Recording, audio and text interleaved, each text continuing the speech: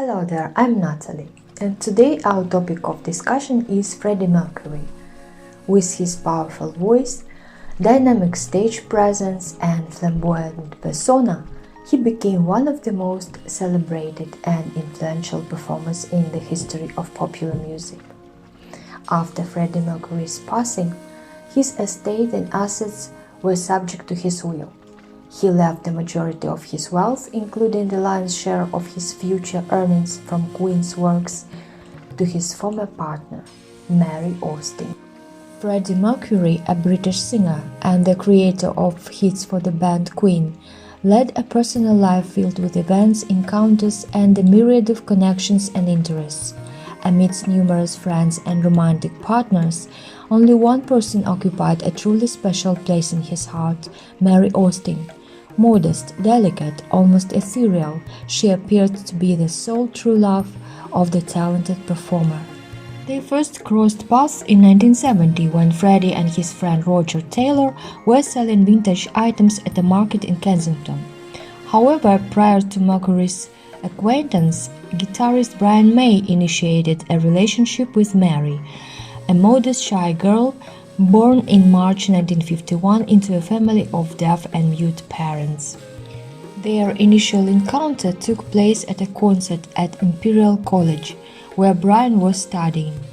Despite feeling embarrassed and timid, Brian mustered the courage to ask Mary out on a date. Mary, feeling similarly uneasy, accepted the offer with caution, as though anticipating some sort of deception. Their courtship commenced, typically consisting of outings to local bars and goodbye kisses on the cheek. Their relationship remained stagnant as neither Mary nor Brian harbored intense feelings for each other. Mary Austin worked as a saleswoman at the renowned clothing store Biba on Church Street, an iconic haven of bohemian style with chic items at affordable prices.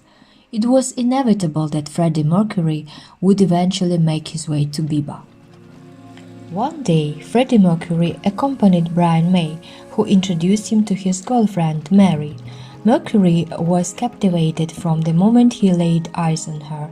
Subsequently, he began to inquire more frequently about Mary to his friend, until May realized that Mercury had fallen in love and desired to pursue a relationship with her.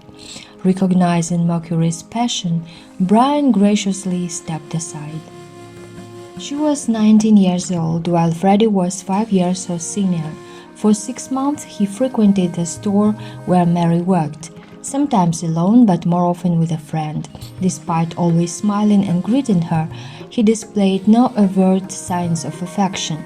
Naturally, Mary regarded him as simply a friend of her acquaintance. That is, until Freddie surprised her by asking her out on a date. Initially, Mary was hesitant to accept and love Mercury. She harbored doubts about their compatibility, seeing him as a man from another world. However, at a concert at Eglin College, she witnessed a different side of Freddie, vibrant, talented, and capable of commanding a crowd. It was then that she realized she had seen the birth of a star. Attempting to slip away unnoticed, she believed her presence was no longer needed in his life. Yet Freddie refused to let her go, professing his love for her like never before. In 1973, Freddie presented Mary with a silver jade ring in the lead-up to Christmas, meticulously packed in numerous boxes of descending size. Initially perplexed by the gift, Mary soon realized its significance. Freddie was proposing to her. Overjoyed, she accepted his proposal. However, the engagement took an unexpected turn when Freddie later reconsidered the idea of marriage. While he didn't officially call off the engagement, he also avoided discussing wedding plans altogether.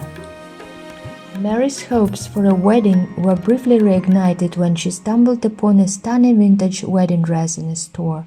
Seizing the opportunity to broach the subject with Freddie, she inquired whether it was time for her to purchase a wedding gown. His unequivocal no left her deeply disappointed, though not entirely surprised. By that time, their relationship was becoming increasingly complex, As the singer gained more fame and wealth, he spent less time at home. Despite referring to their relationship as a marriage and acknowledging their happiness together, their dynamic grew more enigmatic. Freddie and Mary shared the deepest emotional bond, often communicating without words. However, after 7 years of marriage, Mary began to sense that not everything was progressing smoothly in their relationship. One day, Mercury returned home and broached the subject of a serious conversation, causing Mary's heart to sink with foreboding.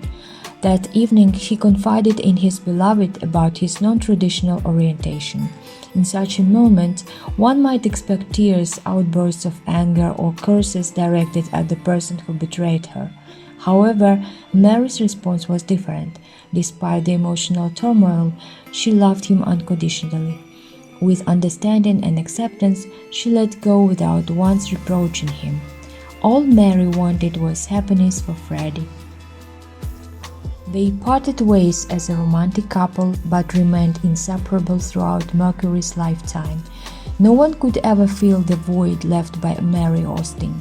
However, Mercury wasn't seeking a replacement.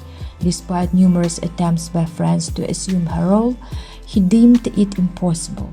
Mary was always his one true friend, and he even became the godfather of Richard, her eldest son. That woman was there for him during his most vulnerable moments, barely able to get out of bed. She sat by his side, gazing at Freddie and showering him with her love. She remained by Mercury's side even as he drifted off to sleep, and when he awoke, his faithful old lady was always there. The most difficult time for her came after the singer's passing. Loneliness consumed her entirely, but she knew she had to carry on living. Freddie Mercury left her a significant legacy, including the renowned Garden Lodge in Kensington, valued at around £7 million, and the rights to his songs, which continued to generate substantial profits. Mary Austin honored Freddie's final wishes by discreetly burying his ashes away from the public eye, ensuring that he could rest in peace without the intrusion of fans at his grave. Though fans have speculated about the location, a grave similar to Freddie's has been found in Kensal Green Cemetery, bearing his real name, Farrukh Bulsara, and matching birth and death dates. However, Mary Austin neither confirms nor denies these speculations, remaining committed to keeping the secret as she promised Freddie that he wouldn't be disturbed after his passing. Freddie was loved by many thousands of people and still felt lonely, and there was only one truly dear person to whom he can really open up and with whom he felt happy. Freddie said, "I can have all the problems in the world, but I have Mary, and that helps me deal with them."